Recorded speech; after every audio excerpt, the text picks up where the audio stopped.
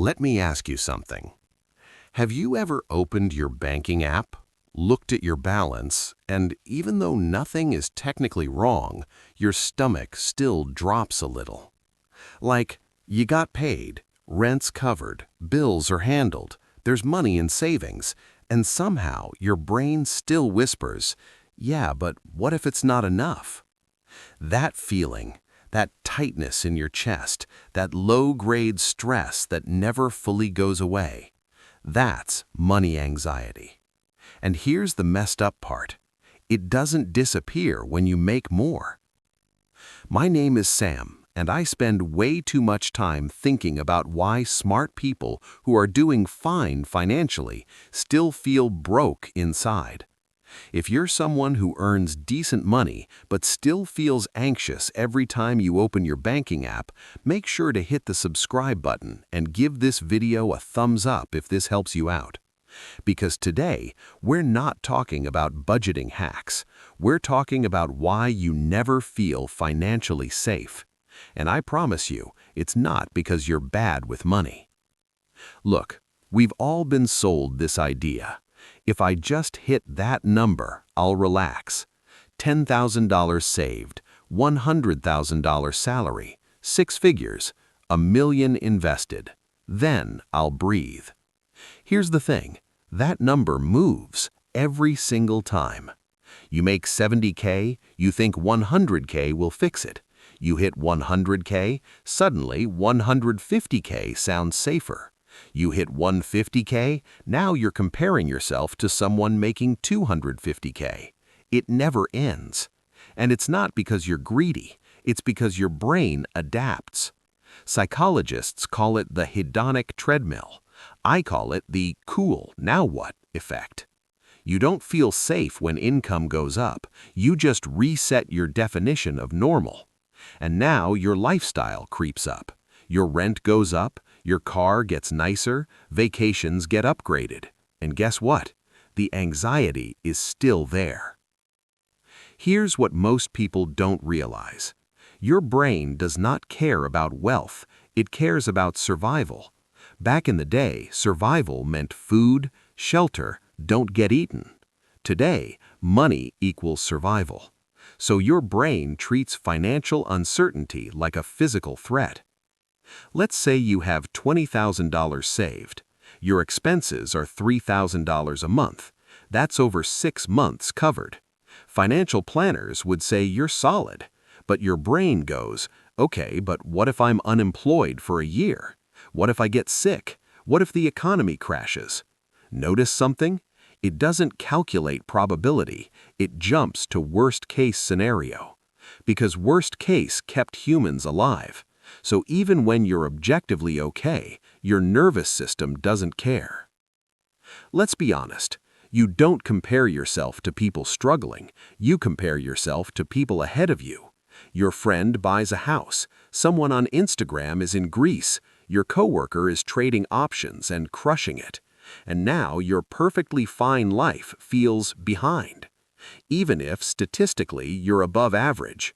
You don't feel poor because of your bank account, you feel poor because of the gap.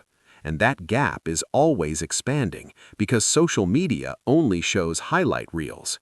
Nobody posts, just paid my electric bill, crushing it. No, they post, passive income hit 5 figures this month. Now, suddenly, your $8,000 emergency fund feels tiny, even though for most Americans, that's better than average. You see how this game works? All right, let's ground this in numbers, because clarity kills anxiety. First question, how much do you actually need to live? Not your dream life, not luxury, just baseline. Let's say rent is $1,800. Food is $500, utilities $250, insurance $300, car and gas $450, random life stuff $700. That's about $4,000 a month. Multiply by 12, $48,000 per year. That's your survival number. Now here's where it gets interesting. If you invested $1,000 per month at an average 8% return, In 30 years, that's around $1.4 million. That's not hype, that's compound growth doing its thing. The problem is, most people never actually run this math, so their fear stays abstract. And abstract fear feels infinite. But once you attach real numbers, the monster shrinks. Now let's talk about something uncomfortable. I've met people making $250,000 a year who still feel broke. I've talked to folks with seven-figure net worths who check their accounts daily like they're about to get evicted. Why? Because money anxiety isn't about math, it's about memory.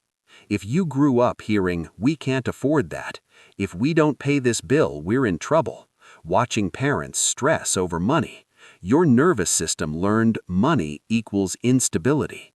So now, even if you're stable, your body hasn't caught up. You're reacting to old danger, not current reality. Here's something wild. Losing $1 hurts about twice as much as gaining $1 feels good. So when your investments go up 10%, you're like, cool. When they drop 10%, full-blown stress spiral. Let's say you invest $50,000. Market drops 20%. Now it's $40,000. Even if historically markets recover, your brain screams, "We're losing everything." So what do people do? They panic sell. They lock in losses and, ironically, create the thing they feared. That's not stupidity, that's psychology. Here's the shift that changes everything. Financial safety does not mean nothing bad can happen. It means if something bad happens, I can handle it. That's it. It's resilience, not perfection. Because guess what?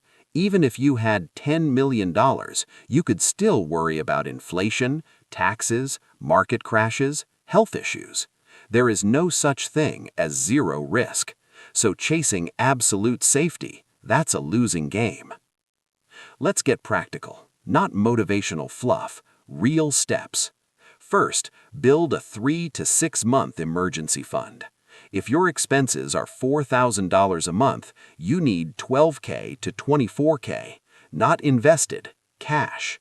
That alone reduces anxiety massively because random expenses stop feeling like catastrophe. Second, kill high-interest debt. Credit card at 20%, that's financial quicksand. Paying that off is a guaranteed return. You can't out-invest 20% interest consistently. Remove the leak before you build the boat. Third, automate investing. Set it, forget it. Stop checking daily. Zoom out. Wealth is built in decades, not Tuesdays. Fourth, increase income intentionally. If you're already disciplined, the real lever isn't cutting coffee, it's upgrading skills. A 10% raise on $90,000 is $9,000. That's serious. That compounds. That buys breathing room. I can already hear it, but what if there's a recession? There will be. There always is. Markets crash, markets recover. The U.S. economy has survived wars, depressions, pandemics, and still trended upward long term. But what if I start too late? Then you start now, because starting later is still better than never. But what if I just want to feel safe today? Then track your numbers. Clarity reduces fear. When you know your net worth, when you know your burn rate, when you know your runway, your brain calms down, because uncertainty shrinks. Here's what most people don't realize. Financial safety does not mean feeling rich. It means feeling capable. Capable of earning, capable of adapting, capable of surviving disruption. Your ability to make money is more powerful than your savings. If you lost your job tomorrow, could you freelance, learn fast, pivot? That's real security. And most of you are more capable than you give yourselves credit for. Look, you're not crazy for feeling this way. Money anxiety is normal, but it doesn't have to be controlled by you. You don't need a magical number. You need clarity. You need systems. You need resilience. Calculate your expenses. Build your emergency fund. Automate investing. Upgrade your skills. Stop comparing your real life to someone else's highlight reel. Financial peace isn't about being untouchable, it's about being prepared. And once you understand the math and the psychology, you stop chasing enough, and you start building strength. If this helped you even a little, hit subscribe, because we're going deeper, not just into making money, but into actually feeling secure with it. And that's the part nobody teaches, but it's the part that changes everything.